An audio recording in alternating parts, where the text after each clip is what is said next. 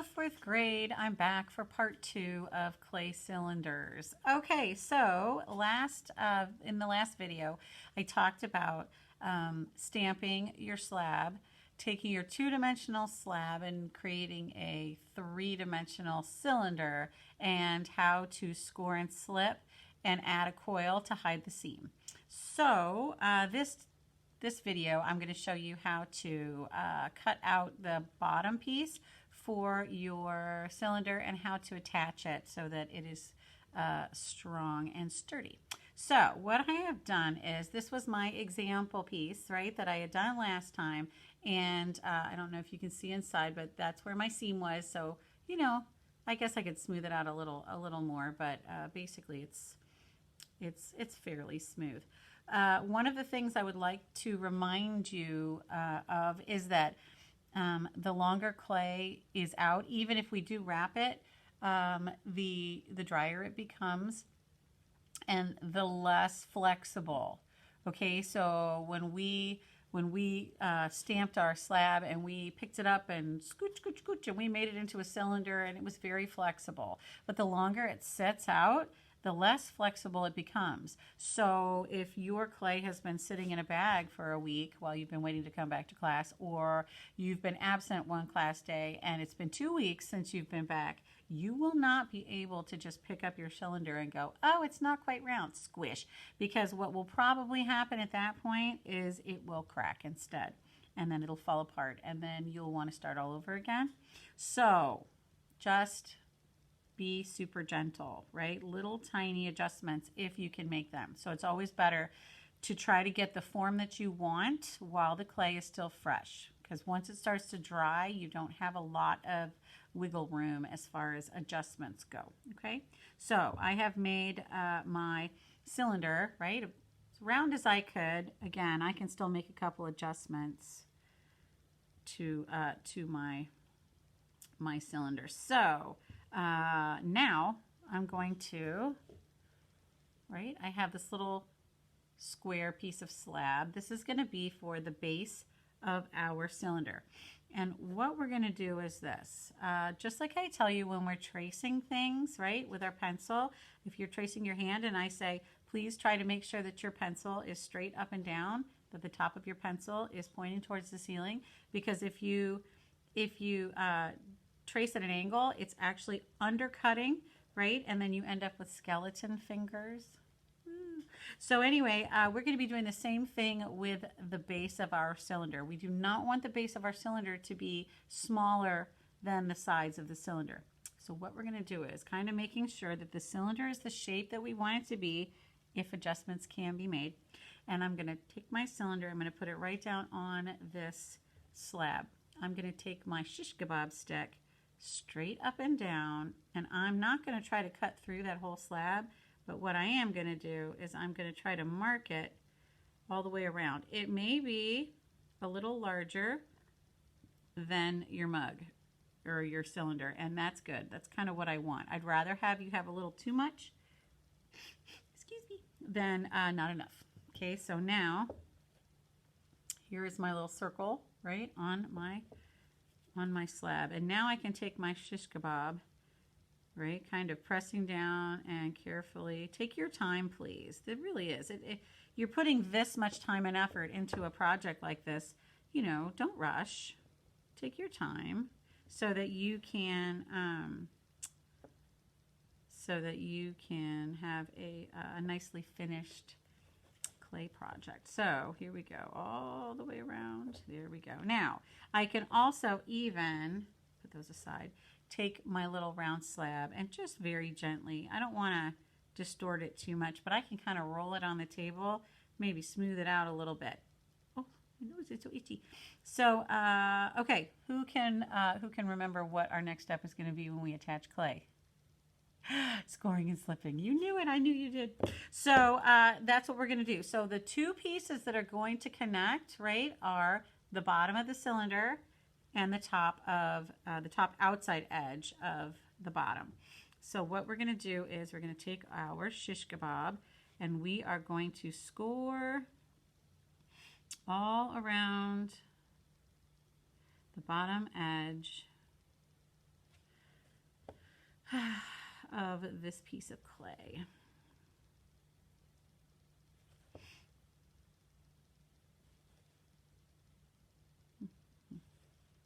Okay, so that is kind of what that's going to look like, right? I've scored all the way around it.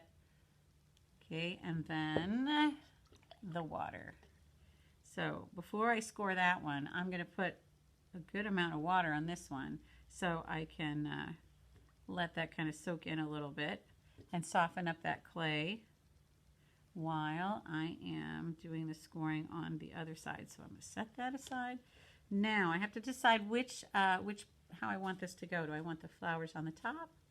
Do I want the flowers on the bottom? I think I'm going to go with flowers on the bottom. So on the bottom, I'm going to go ahead with my shish kebab stick. And actually, I mean, I like the shish kebab stick, but there are other tools that you can use. One of our blue tools has a little, it's almost like a little fork on the end, and you can use that also, although, I don't know, I like it. I wish it would score just a little bit deeper. But anyway, so you can kind of see the difference, right? All right, more water. Water, water, water. There we go. All right, so, all right. I have water on the bottom and water on this part right here. I am going to take this. I'm going to, like I said, it's okay if the bottom is a little bigger because we will just, we'll blend that in, or we can trim it off, either way. Now, again, I'm just going to very gently press down a little bit. I really want, I want to make a connection. If some of that little ooey gooey goose, oozy goose, whatever comes out the edges, that's perfect because that's really what I want. Okay, and then I might gently turn it over. Woo. And then kind of check it again, right? Kind of make sure it's the shape that I want. All right, that works fine. And then I think I'm going to leave that outside edge for now. And I'm going to set this aside for a second because there's another example, another demonstration I want to do for you that you can't really see inside. So I'm going to do it on the outside, or I'm going to, like cut it in half. So let's just pretend that this is part of my cylinder, okay? And this is part of the bottom of my clay, right? And so just very quickly, I'll use this piece because it's faster, I think. And I'm just going to kind of scratch this up like so, and scratch this one up. And remember on the last video, when we connected the two end pieces, right, of our cylinder to each other.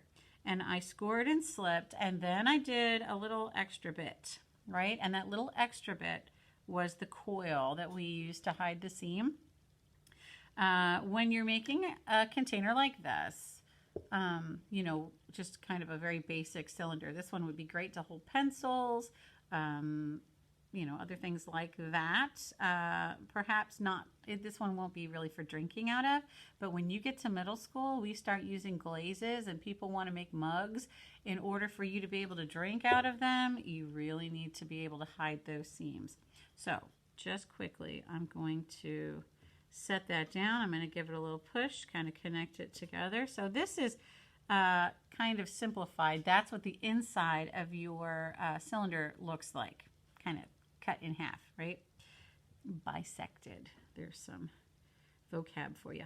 Okay, so now in order for us to be able to create a coil and get it in that seam and get it smoothed down, we're going to need a particular tool. All right, some of you may get to this part, some of you may not, but I always like to kind of allow for the people who work a little faster to be able to go a little step farther, right?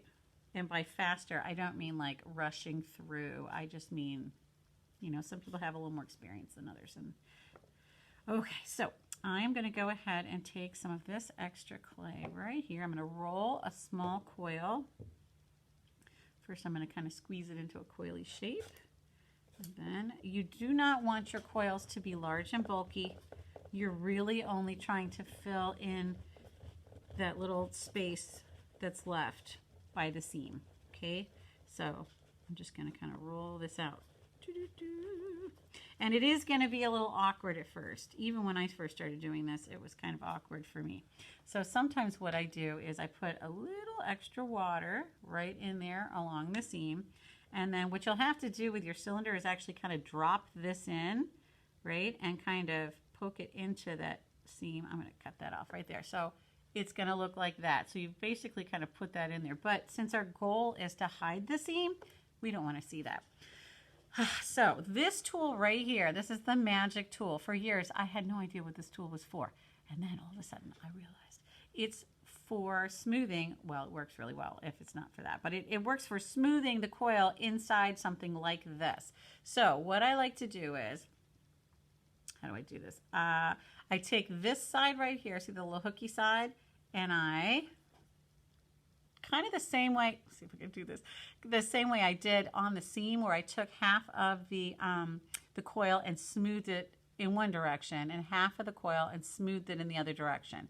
So I'm going to take half the coil, see, and I'm going to pull it out like that with this kind of roundy bit right there. Again, this is kind of advanced stuff. If you don't get to this part, that's okay. And because remember, I've got my little tool. I'm pushing it down through this through the cylinder. I can't actually get in there sideways. So let's see.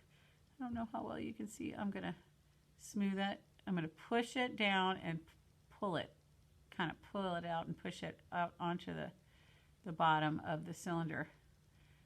Right. I'm kind of pushing it into that crease, that seam. Okay. So now I've kind of blended that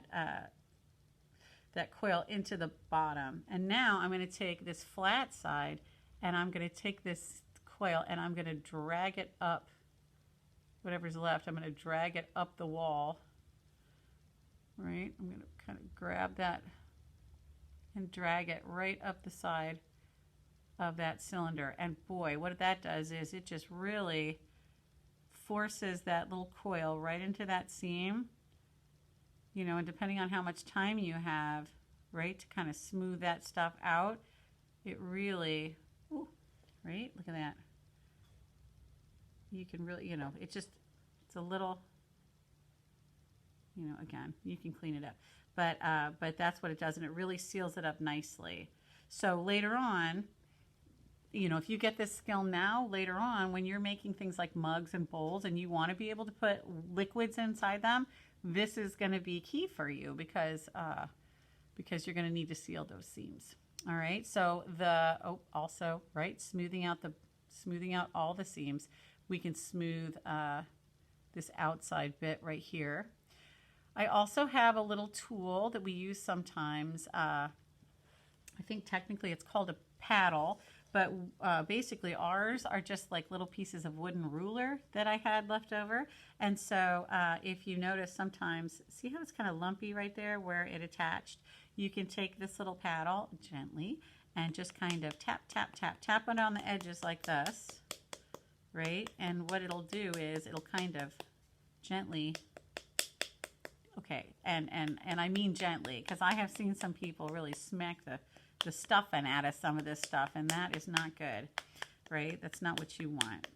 If you're hitting it so hard that you're seeing like deep lines from the edges of it, then you are hitting it too hard, right? Again, clay does not like to be rushed.